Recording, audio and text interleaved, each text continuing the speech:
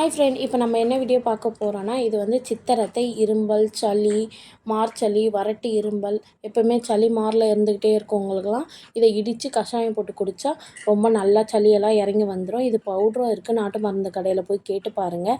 இதை வந்து மிக்சியில் போட்டு அரைக்க முடியாது, அதாவது உரலில் போட்டு நல்லா இடிங்க. ரொம்ப ஹார்டாக இருக்கும். நல்லா இடித்து கொஞ்சம் இந்த மாதிரி ஒன்றும் பாதியமாக கூட இடிச்சிட்டு இதை தண்ணியில் கொதிக்க வைக்கணும். இந்த மாதிரி இருந்தாலே போதும். ரொம்ப தூளாக்கணும் ஒன்றும் இதுவும் இல்லை.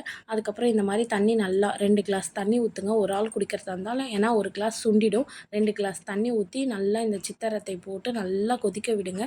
இந்த மாதிரி கலர் வந்த பிறகு நல்லா ஒரு 1/2 மணி நேரம் இல்லைன்னா 20 நிமிஷம் நல்லா சுண்ட விட்டுட்டு, இந்த மாதிரி 1 கிளாஸ் வந்த பிறகு அதை வெடிகட்டி அதில் தேனி இல்லைன்னா நாட்டு சர்க்கரை கலந்து கூட குடிக்கலாம். இல்லைன்னா வெறும் இந்த கஷாயம் மட்டும் குடித்தா காரமாக, ரொம்ப காரமாக உள்ளே இறங்கும். சளி எல்லாமே வெளியே வந்துடும். நீங்களும் இதை ட்ரை பண்ணி பாருங்கள்.